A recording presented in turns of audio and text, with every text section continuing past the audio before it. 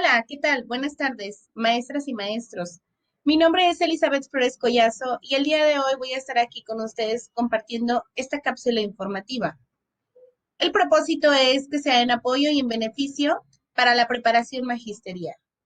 Pues comencemos y sean todos bienvenidas y bienvenidos.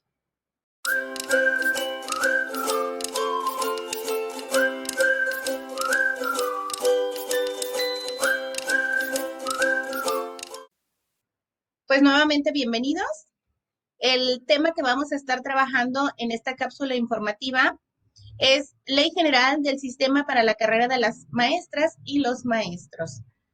Cabe destacar, compañeras y compañeros, que este documento es bastante amplio y se pretende que el día de hoy lo trabajemos de manera sintetizada, pues con el objeto de analizarlo y de ver aquellos elementos que se consideran más importantes y más necesarios para el estudio. De entrada, me gustaría compartirles cómo está organizado, cuáles son sus características. Bueno, este documento viene organizado en 6 títulos, contiene 107 artículos y 24 artículos transitorios. Es importante destacar que en esta ley se nos explica cómo debe de ser el desempeño, condiciones, ingreso y promoción de los docentes en el sistema educativo nacional, en especial en lo que concierne a educación básica y media superior. También aquí me parece importante señalar que en algunos de estos títulos profundiza lo que es educación media superior. Sí los vamos a mencionar, pero nos vamos a destacar un poquito más o nos vamos a enfocar un poquito más en lo que tiene que ver a educación básica. Vamos a iniciar con el primer título, recordando pues que vamos a estar viendo 6 títulos. El primero se titula De la revalorización de las maestras y los maestros. Este solamente cuenta con un capítulo único, que se titula Disposiciones Generales. Es decir, aquí vamos a ver todo lo que concierne a la parte como más administrativa. De hecho, en el título 1 y título 2 tiene mucho que ver como con la parte administrativa. En este título primero abarca del artículo número 1 al artículo número 7. Y bueno, dando inicio con el artículo 1, nos maneja que está en la búsqueda de reconocer la contribución a la transformación social de maestros y maestras del proceso educativo y es reglamentario de los párrafos 7º y 8º en el artículo 3º de la Constitución Política de los Estados Unidos Mexicanos. Es importante señalar aquí, compañeros, que en este reconocimiento también está buscando la transformación. Y en este sentido, bueno, está puntualizando que es importante que los maestros o el magisterio se encuentre como en ese proceso de renovación, ¿no? Digo, más adelante lo vamos a ver más a detalle, pero sí hace como un énfasis en este espacio, ¿no? Para que se cumpla este artículo, bueno, maneja 3 objetivos. El primero es que el sistema para la carrera de las maestras y los maestros, ¿no? El segundo objetivo es normar los procesos de selección para la admisión, promoción y reconocimiento del personal. Y en el tercer objetivo tenemos revalorizar a las maestras y los maestros como profesionales de la educación con pleno respeto a sus derechos. Cabe mencionar aquí que se pretende que todos estos procesos se lleven siempre respetando todos aquellos derechos que los maestros y las maestras poseen, sin atropellar o sin determinar pues que alguno de ellos se incumpla, ¿no? O se lleve pues como a la práctica en daño o en perjuicio de alguna de las maestras y los maestros, ¿no? En el artículo 2 nos menciona que el Estado, al ejercer la rectoría de la educación en el ámbito de sus respectivas competencias, realizará acciones para dignificar al magisterio. Bueno, aquí ya nos habla de una alta preocupación porque el magisterio sea reconocido o sea mayormente observado o sea como más valorado en la parte social, ¿no? volver como a retomar esta parte, perdón, de la revalorización dentro de la sociedad. En el artículo número 3 de la revalorización del magisterio para los efectos de la ley perseguirá los siguientes fines. Bueno, aquí vamos a tener 8 fines para que se pueda cumplir este artículo, ¿no? Número 1, priorizar metas, logros y objetivos centrados en el aprendizaje de los educandos. Número 2, fortalecer su capacitación, formación y actuación. Vamos viendo cómo cada uno de estos fines nos van llevando como en esa valorización, ¿no? Del docente. Fomentar el respeto a los docentes a toda la sociedad. Y bueno, fortalecer su liderazgo en la comunidad. Reconocer su experiencia y compromiso con la comunidad. Impulsar su capacidad de toma de decisiones en la planeación educativa. Otorgar un salario profesional digno para alcanzar un nivel de vida decoroso y respetar sus derechos reconocidos.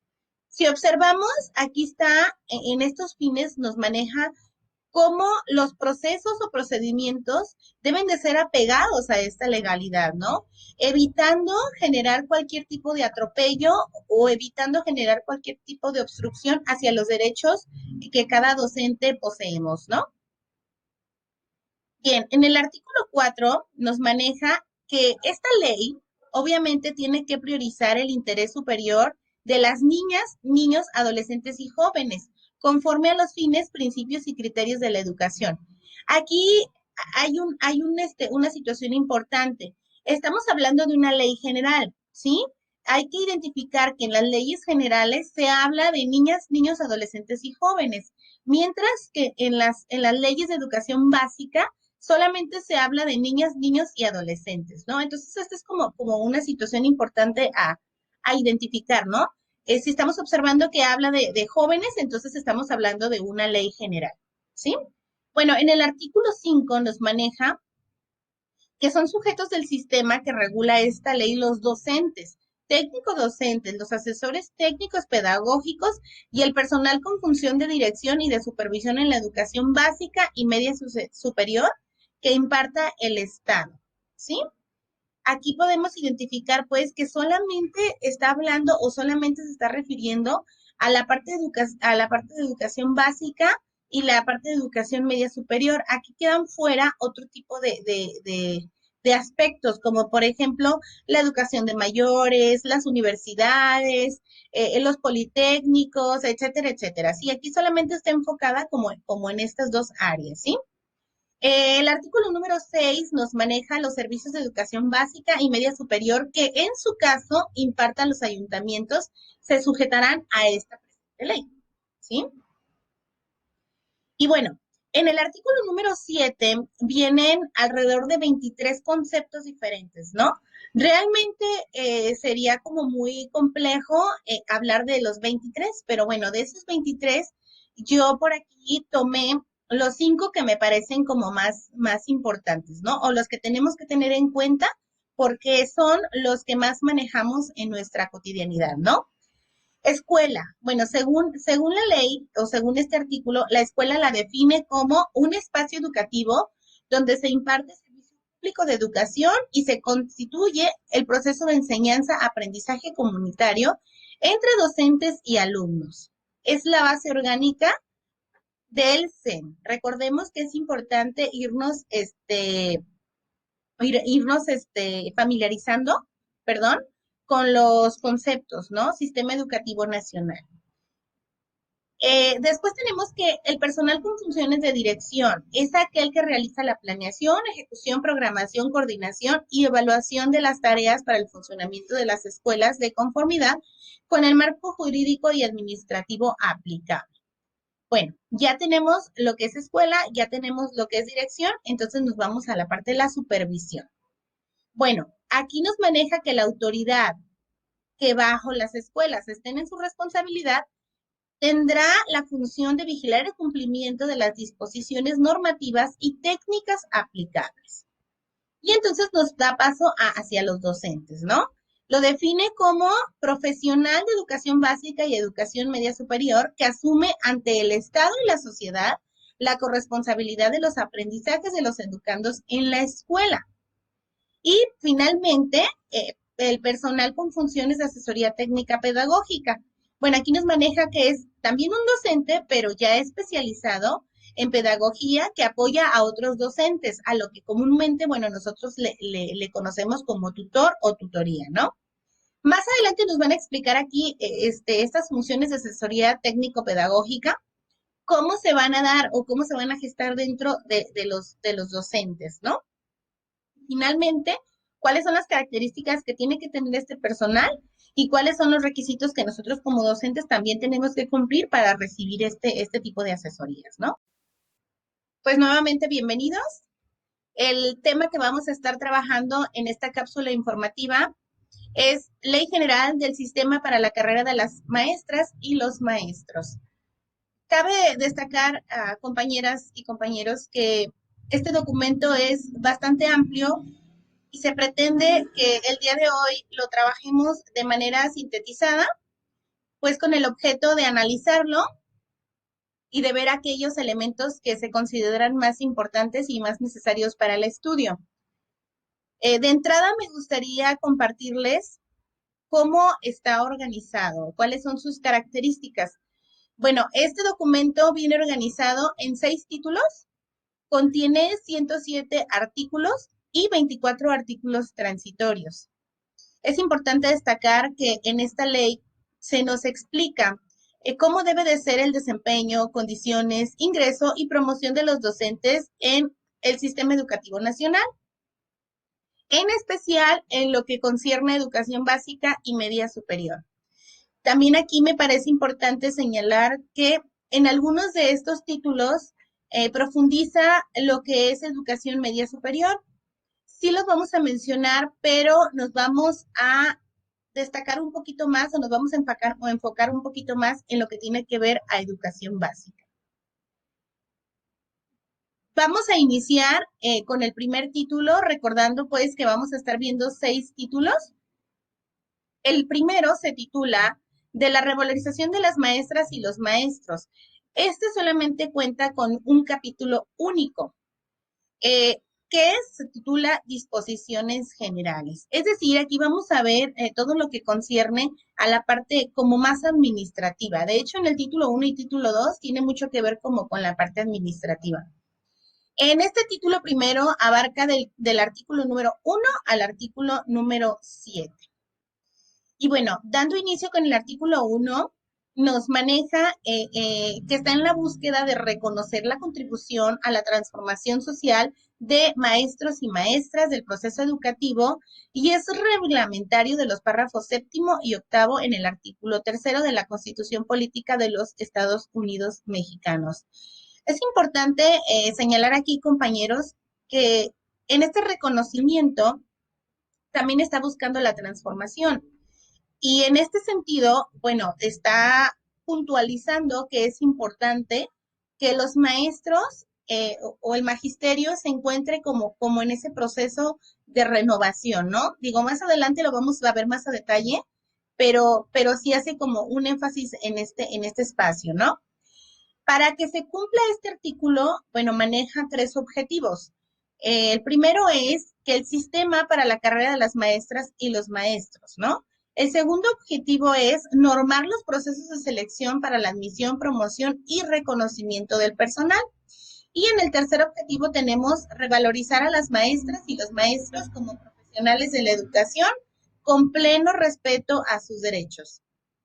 Cabe mencionar aquí que se pretende que todos estos procesos se lleven siempre respetando todos aquellos derechos que los maestros y las maestras poseen, sin atropellar o sin determinar pues que alguno de ellos se incumpla, ¿no? O se lleve pues como a la práctica en daño o en perjuicio de alguna de las maestras y los maestros, ¿no? En el artículo 2 nos menciona que el Estado, al ejercer la rectoría de la educación en el ámbito de sus respectivas competencias, realizará acciones para dignificar al magisterio. Bueno, aquí ya nos habla de una alta preocupación porque el magisterio se ha reconocido o sea mayormente observado o sea como más valorado en la parte social, ¿no? Volver como a retomar esta parte, perdón, de la revalorización dentro de la sociedad. En el artículo número 3 de la revalorización del magisterio para los efectos de la ley perseguirá los siguientes fines. Bueno, aquí vamos a tener 8 fines para que se pueda cumplir este artículo, ¿no? Número 1, priorizar metas, logros y objetivos centrados en el aprendizaje de los educandos. Número 2, fortalecer su capacitación, formación y actuación. Vamos viendo cómo cada uno de estos fines nos van llevando como en esa valorización, ¿no? Del docente. Fomentar el respeto a los docentes, a toda la sociedad. Y bueno, fortalecer su liderazgo en la comunidad. Reconocer su experiencia y compromiso con la comunidad. Impulsar su capacidad de toma de decisiones en la planeación educativa. Otorgar un salario profesional digno para alcanzar un nivel de vida decoroso y respetar sus derechos reconocidos. Si observamos, aquí está, en estos fines nos maneja cómo los procesos o procedimientos deben de ser apegados a esta legalidad, ¿no? Evitando generar cualquier tipo de atropello o evitando generar cualquier tipo de obstrucción hacia los derechos que cada docente poseemos, ¿no? Bien, en el artículo 4 nos maneja que esta ley obviamente tiene que priorizar el interés superior de las niñas, niños, adolescentes y jóvenes, conforme a los fines, principios y criterios de la educación. Aquí una situación importante. Estamos hablando de una ley general, ¿sí? Hay que identificar que en las leyes generales se habla de niñas, niños, adolescentes y jóvenes, mientras que en las leyes de educación básica solamente se habla de niñas, niños y adolescentes, ¿no? Entonces, esta es como una situación importante a identificar, ¿no? Si estamos observando que habla de jóvenes, entonces estamos hablando de una ley general, ¿sí? Bueno, en el artículo 5 nos maneja que son sujetos del sistema que regula esta ley los docentes, técnicos docentes, los asesores técnicos pedagógicos y el personal con función de dirección y de supervisión en la educación básica y media superior que imparta el Estado, ¿sí? Aquí podemos identificar, pues, que solamente está hablando o solamente se está refiriendo a la a la parte de educación básica y la parte de educación media superior. Aquí quedan fuera otro tipo de aspectos, como por ejemplo la educación de mayores, las universidades, los politécnicos, etcétera, etcétera. Sí, aquí solamente está enfocada como en estas dos áreas, ¿sí? El artículo número 6 nos maneja los servicios de educación básica y media superior que en su caso impartan los ayuntamientos, se sujetarán a esta presente ley, ¿sí? Y bueno, en el artículo número 7 vienen alrededor de 23 conceptos diferentes, ¿no? Realmente sería como muy complejo hablar de los 23, pero bueno, de esos 23, yo por aquí tomé los 5 que me parecen como más importantes, ¿no? O los que tenemos que tener en cuenta porque son los que más manejamos en nuestra cotidianidad, ¿no? Escuela. Bueno, según la ley o según este artículo, la escuela la define como un espacio educativo donde se imparte servicio público de educación y se constituye el proceso de enseñanza-aprendizaje comunitario entre docentes y alumnos. Es la base orgánica del CEN. Recordemos que es importante irnos familiarizando, perdón, con los conceptos, ¿no? Sistema Educativo Nacional.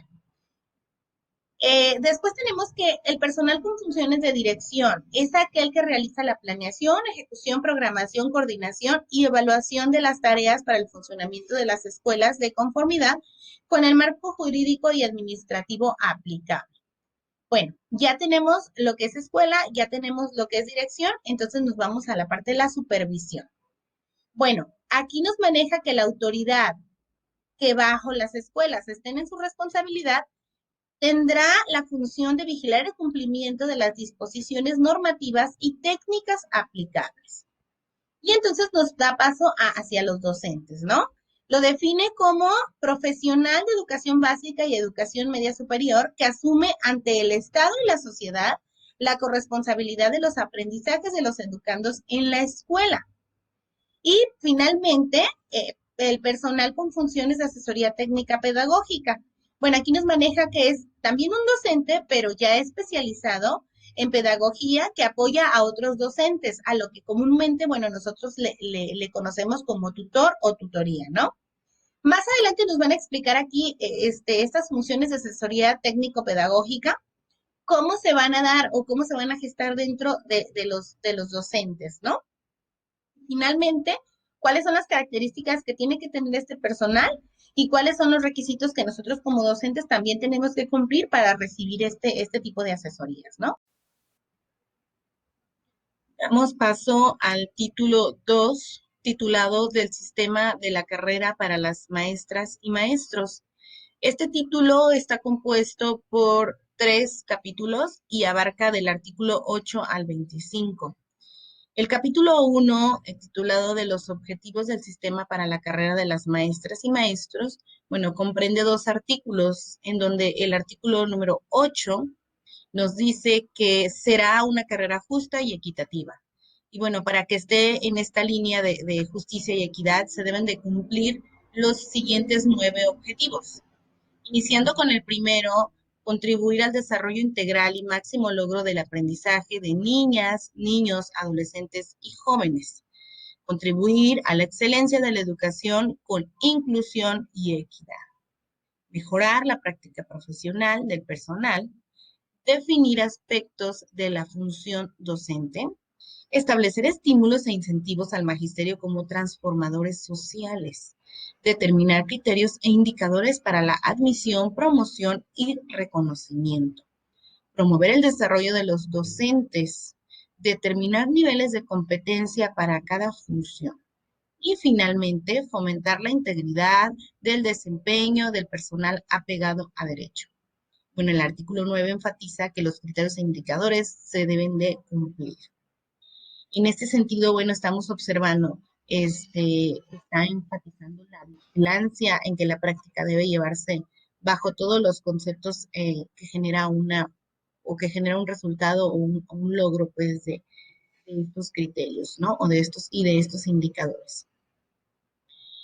En el capítulo 2, que está titulado de los principios del sistema de la carrera de las maestras y maestros, vamos a revisar solo el artículo 11. En la aplicación de esta ley se aplicarán los principios de legalidad, certeza, equidad, imparcialidad, objetividad, transparencia y publicidad atendiendo a las diferencias regionales. Es decir, que de acuerdo a la región es como se van a aplicar estos principios. Bueno, nos da pauta al capítulo número 3, en donde vamos a revisar estos 5 artículos.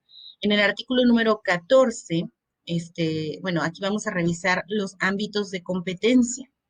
En el 14 nos dice que en materia del sistema corresponde a su rectoría de la federación y a su implementación y coordinación a las entidades. Las atribuciones del sistema las tiene la Secretaría y son variadas como emitir perfiles, convocatorias, expedir programas de estudio, establecer el programa de promoción horizontal, etcétera. En este sentido, entonces nos dice que corresponde a la autoridad educativa y a la comisión. En el 15 nos habla de la autoridad educativa, en donde tendrá que registrar las plazas disponibles, instrumentar la oferta del desarrollo profesional, mientras que a la comisión le corresponde emitir criterios de formación, de desarrollo profesional, recibir de la Secretaría los resultados de admisión, promoción y reconocimiento. Bueno, aquí es importante destacar que el registro de estas plazas disponibles tiene que estar cuidado para que la oferta, bueno, sea eh, más en la línea de lo necesario, ¿no? En el artículo 21 nos habla que las disposiciones específicas de selección para la admisión, reconocimiento y promoción deberán publicarse en la página web de la Secretaría 3 meses antes de aplicado el proceso. Importante señalar que no es 3 meses antes del examen, es decir, de la aplicación del examen, sino que son 3 meses antes del inicio del proceso. Bueno, finalmente, en el artículo 25, la Secretaría revisará periódicamente los perfiles, criterios e indicadores para los procesos de selección a fin de actualizar el contenido. Bueno, otra vez nos marca la parte de estar en este proceso de actualización. Es importante, bueno, mencionar que damos paso aquí al título número 3, que se titula de la unidad del sistema para la carrera de las maestras, los maestros. Este solamente comprende un capítulo único y abarca del artículo 26 al 30. Este capítulo único se titula de la naturaleza, funcionamiento y atribuciones de la unidad del sistema para para la carrera de las maestras y los maestros. Entendiendo pues que la unidad se refiere al USICAM. Aquí en el artículo 26 nos dice, la USICAM es un órgano administrativo descentrado, con autonomía técnica, operativa y de gestión que le confiere esta ley. En el artículo 28, la Secretaría establecerá un manual para la organización de la unidad del sistema. Entonces, en el artículo 29, la unidad del sistema contará con una junta directiva.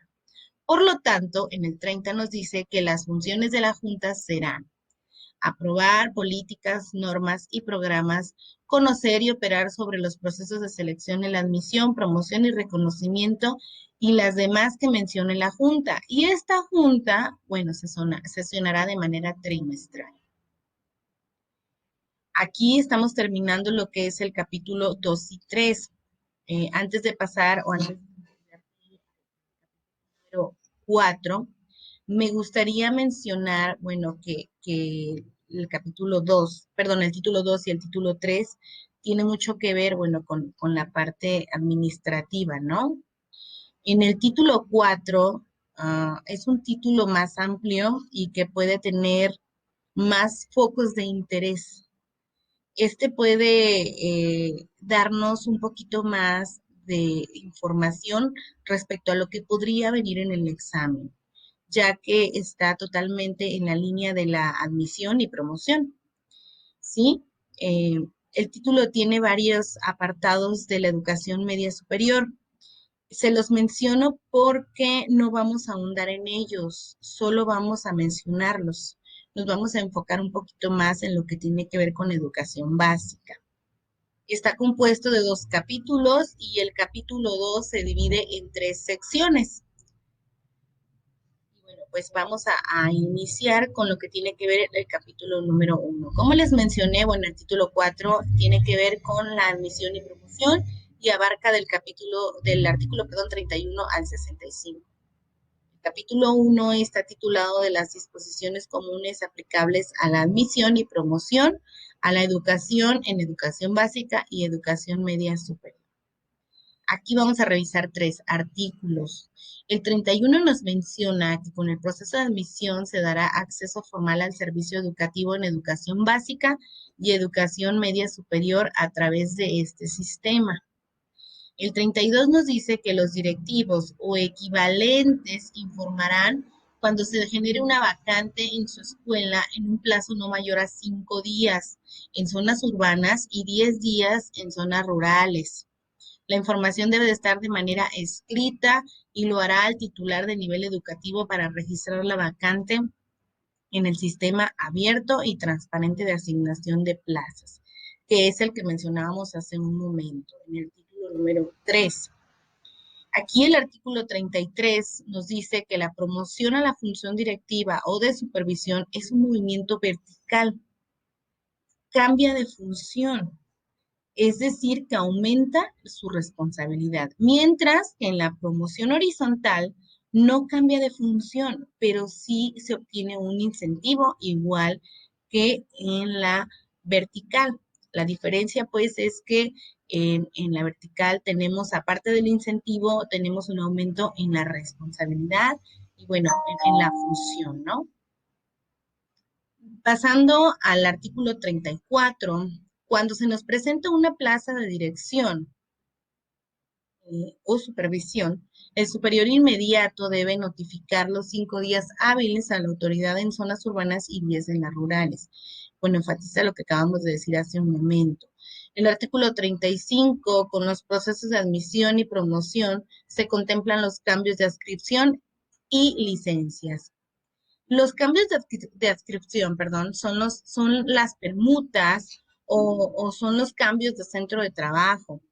Mientras que las licencias, bueno, tiene que ver con cuando se pide, bueno, vaya, una licencia, ya sea por salud bueno, por alguna enfermedad que se prolongue, o porque simplemente quiero cambiar de trabajo en ese momento, que tengo quizás una mejor oferta, y bueno, la licencia se da, pero esta licencia es sin goce de sueldo, ¿no? Hay algunas licencias que sí tienen goce de sueldo. Y bueno, ya más adelante veremos un poquito más a profundidad esa información, ¿no? En el 38, quienes participen en procesos distintos no serán tomados en cuenta. Los que sean contratados no se les dará dinero o se les pagará, ¿sí? Llegamos al capítulo 2 de este título número 4. Recordando que les había comentado que el capítulo 2 se va a dividir en 3 secciones. Estamos hablando de que esta sería la primera. El capítulo 2 lleva por nombre de la admisión y promoción en educación básica.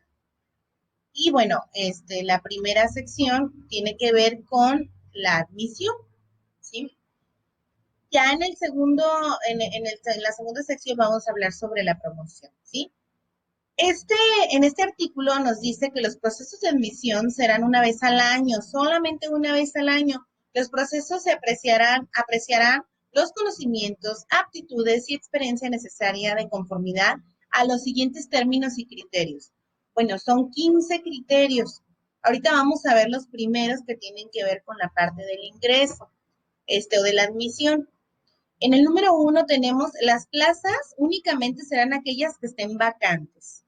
Las convocatorias serán de acuerdo a la región. Las convocatorias se publicarán 30 días antes iniciados los procesos. En el número 4, bueno, nos dice que la Secretaría hará una mesa tripartita, sabiendo pues que en esta mesa participan nuestras 3 autoridades, ¿no? Que en este caso está compuesta por la autoridad federal, la autoridad educativa de las entidades o local, y bueno, pues lo que tiene que ver con el sindicato. Y bueno, en el número 5, los elementos multifactoriales que se toman en cuenta en el proceso son 8. Recordemos que estos son para el ingreso, ¿sí? Número 1 es un sistema que permita apreciar los conocimientos y aptitudes necesarios. El número 2 tiene que ver con la formación pedagógica. ¿De quién? Estamos hablando del docente, ¿sí? Estudios mínimos de licenciatura, promedio general de carrera, dominio de una lengua, los cursos extracurriculares y la experiencia docente. Nos vamos a los siguientes 5, bueno, que estos nos dicen, el número 6, la asignación de plazas será conforme a la lista nominal, es decir, al número de prelación que hayas obtenido en tu campo idóneo o en tu examen o en tus resultados, ¿sí? En el número 7 nos dice, para garantizar la entrega de plazas será público y transparente en el proceso. Número 8, si hay excedente de plazas y los normalistas hayan recibido la suya, se procederá a entregar a los que tuvieron mejor puntaje en el proceso. Vamos a explicar un poquito aquí a qué se refiere. Cuando las listas salen, ¿sí? O son publicadas, se denomina o se tiene que son 2 grupos, el grupo A y el grupo B. En el grupo A van a estar ubicados todos aquellos que son egresados de las normales o de la UPN. Se les da preferencia para para esta lista o para este número de prelación. ¿Sí? Una vez que se hayan entregado todos los del grupo A, entonces se pasan al grupo B. Estos son aquellos que vienen de otras instituciones y que también tuvieron un puntaje o un número de prelación acorde a. Pero recordemos que la asignación siempre va a ser únicamente con las plazas que estén ya garantizadas, ¿no? Bueno, ¿esto qué nos lleva? A que la administración estará sujeta a esta disponibilidad, como les decía. Agotadas las personas participantes, la autoridad educativa podrá contratar una persona con el perfil, pero de manera temporal hasta que termine el ciclo escolar. Aquí pasan dos cosas. Bueno, número uno, vamos a suponer que el número de plazas que se han ofertado o que están disponibles son 250, ¿sí? Pero tú tuviste un número de prelación de el 260. Entonces, ¿qué va a pasar aquí? Por alguna cuestión, durante el proceso se desocupan más plazas, ¿sí? Por licencias, jubilación, digo, qué sé yo, ¿no? Entonces, esas plazas se desocupan. Por lo tanto, se le van a dar a aquellos maestros que siguen en esta lista nominal o este número de prelación. Es decir, se quedaron en los 250, entonces van a empezar a otorgar al 251, al 52 y sucesivamente, ¿sí? Pero ojo, si tú has recibido una de estas plazas, no quiere decir que vaya a ser tuya. O sea, te va a dar momentáneamente, pero tendrás que volver a concursar para que te ganes esa plaza, ¿sí? Y bueno, cuando ya no hay ninguna de estas dos opciones, entonces se contrata a una persona que tenga el perfil, pero solamente será hasta cubrir la necesidad que se tenga o hasta terminar el ciclo escolar, ¿sí? Sin ningún tipo de compromiso de que obtenga esa plaza o de que concurse por ella, ¿sí? Y ahora nos vamos a los últimos 5 criterios. Aquí dice, el proceso se utilizarán los perfiles y criterios. ¿Qué perfiles y criterios? Pues los que hemos estado mencionando. El número 12 nos dice, los procesos para la admisión serán públicos. Es igual aquí, estamos hablando aquí con lo mismo. Una vez cumplido un año de servicio, los nuevos maestros tendrán una evaluación diagnóstica. Entonces nos lleva a lo siguiente, sí, el número 14, el personal que sea admitido en el servicio público educativo mediante proceso de selección tendrá el acompañamiento de un tutor cuando menos por 2 ciclos escolares. Por lo tanto, en el número 15, la admisión al servicio público educativo estará sujeto a la disponibilidad de plazas vacantes definitivas, temporales y de nueva creación, ¿sí? Aquí, por ejemplo, nos dice, los maestros con nombramiento definitivo pueden participar en un proceso de admisión, siempre y cuando no sea de su mismo nivel y cumpla con la compatibilidad. ¿Qué quiere decir esto? Bueno, si tú eres docente de primaria, entonces podrás concursar o podrás participar en este proceso hacia el otro nivel, en este caso hacia secundaria.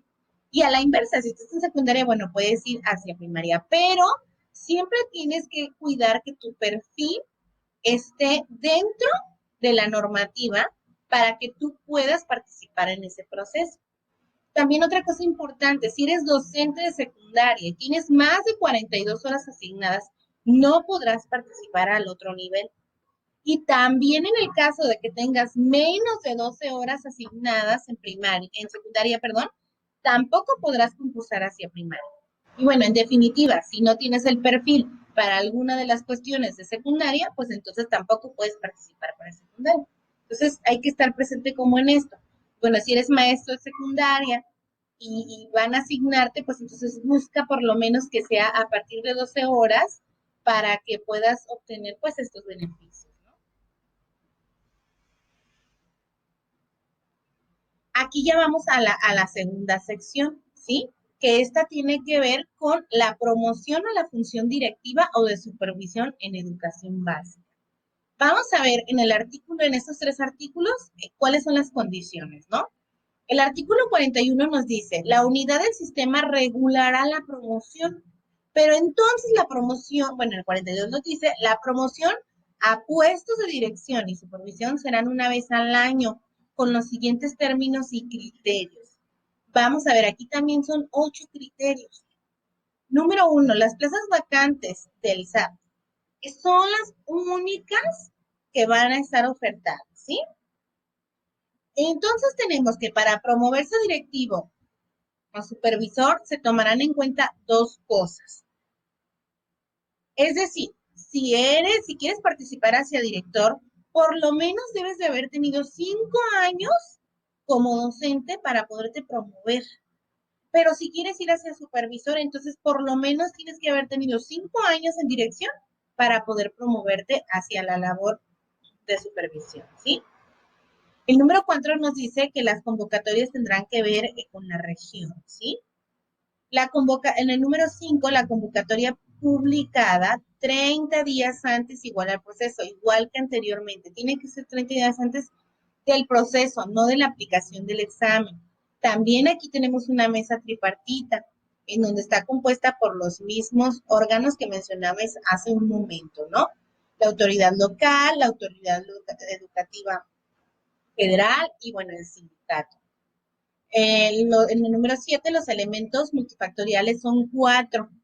Número 1, sistema que aprecia los conocimientos y actitudes, la antigüedad, y la experiencia en zonas de alto riesgo o marginación y reconocimiento de la comunidad educativa. Los que tengan una promoción en este tipo deberán formarse en los programas de habilidades directivas.